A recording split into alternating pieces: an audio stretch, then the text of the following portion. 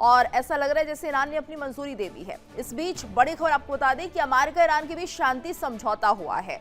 Donald Trump ने शांति समझौते का ऐलान कर दिया है। ट्रंप ने स्ट्रेट ऑफ हॉर्मुज को खोलने की मंजूरी दी है और हॉर्मुज से हटाई जाएगी अमेरिकी नाकेबंदी। ट्रंप ने यह भी कह दिया है कि जो अमेरिका की तरफ से नाकेबंदी की गई थी वो अब हॉर्मुज से हटा ली जाएगी। तो ये बड़ी खबर इस वक्त सामने आ रही है।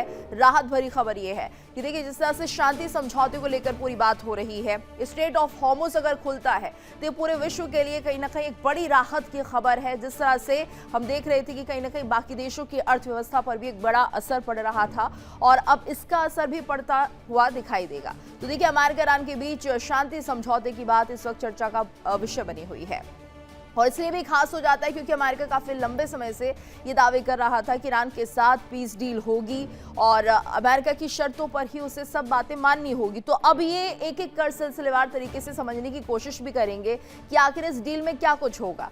क्या न्यूक्लियर को लेकर बात बनती हुई दिखाई देगी? क्या कभी परमाणु शक्ति ईरान नहीं बनेगा, जिस तरह की बात अमेरिका के राष्ट्रपति ट्रंप कह रहे हैं? ये तमाम सवाल हैं जिनके जवाब अब धीरे धीरे सामने आने लगेंगे। लेकिन ये डील कैसे हुई है? अमेरिका ईरान के बीच शांति समझौता हुआ है तो इसमें किस तरह से यहां पर यह माना जाए कि दोनों देशों की तरफ से सहमति बनी है, किन मुद्दों को लेकर चर्चा हुई है, किन पॉइंट्स पर यह बात बनी है। इस बीच एक और बड़ी खबर आपको बता दें, पाकिस्तान के प्रधानमंत्री शहबाज शरीफ का दावा। ये बड़ी खबर, पाकिस्तान के प्रधानमंत्री शहबाज शरीफ ने दावा किया है शांति समझौते में लेबनान भी शामिल है। तो ये शहबाज कह रहे हैं कि यहाँ पर शांति समझौते में लेबनान भी शामिल है, लेकिन जिस तरह से ये पूरी खबर सामने आ रही है, लेबनान का क्या कुछ रोल रहेगा, क्या वहां पर हमले रुक जाएंगे इजराइल की तरफ से, ये तमाम पहलू हैं जिन पर अभी गौर करना होगा। लेकिन ये बड़ी खबर कि पाकिस्तान के प्रधानमंत्री शहबाज शरीफ ने दावा कर दिया है कि जो शांति समझौता हो रहा है इसमें लेबनान भी शामिल है। तो शहबाज ने कहा है कि ये शांति समझौते में लेबनान की भी एक बड़ी भूमिका रहेगी, यानी लेबनान को लेकर किस तरह की सोच यहाँ पर रखी जाएगी, क्या वहां पर हिजबुल्लाह पर हमले रुक जाएंगे, इजराइल भी यहाँ पर थोड़ी सी क्या शांति की तरफ हाथ बढ़ाता हुआ दिखाई देगा, क्या शांति की पहल इजराइल की तरफ से भी होती हुई दिखाई देगी, क्योंकि लेबनान को अगर शामिल कर लिया जाएगा तो क्या अमेरिका इजराइल से बात करेगा, तमाम पहलू हैं। हालांकि जिस तरह से पाकिस्तान के प्रधानमंत्री शहबाज इस बात को कह रहे हैं तो उनके पास क्या कुछ इनपुट्स हैं, क्या उन्हें ऐसा लग रहा है कि ये शांति समझौते में लेबनान होना बहुत जरूरी है?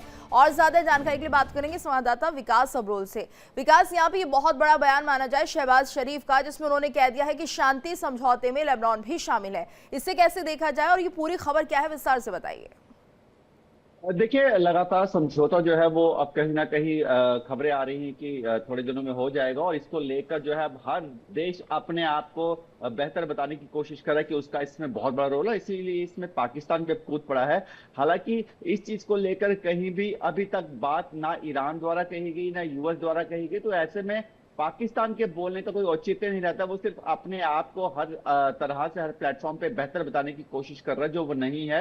वो सिर्फ एक ध्यान हटाना चाहता है जो पीओजे में आता है। लेकिन फिलहाल अभी जो चीजें हम देख रहे हैं, जिस तरह से अब पाकिस्तान भी कूद पड़ा है इसमें, अभी भी देखिए इसमें बहुत सी चीजें हैं जो कहीं ना कहीं समझने वाली हैं। अभी भी एक मिसट्रस्ट है जो ईरान और यूएस में कहीं ना कहीं खड़ा है और जिसको लेकर अभी भी शांति समझौते में क्या हो सकता है क्या नहीं हो सकता है, बहुत सी चीजें अभी होनी बाकी हैं। हालांकि बात जरूर की जा रही है कि इस हफ्ते सीज फायर होगा, लेकिन उसमें कई ऐसे पॉइंटर्स हैं जिनको लेकर ना ही जवाब अभी यूएस के पास है और ना ही पाकिस्तान के पास है। पाकिस्तान तो सिर्फ अपने आप को एक अंतर्राष्ट्रीय मंच पर एक बड़ा देश, एक भूमिका, बड़ा भाई की भूमिका निभाने वाले की दिखाने की कोशिश कर रहा है, जो सिर्फ सब जानते हैं कि वो जबकि असलियत में कुछ नहीं है ऐसा।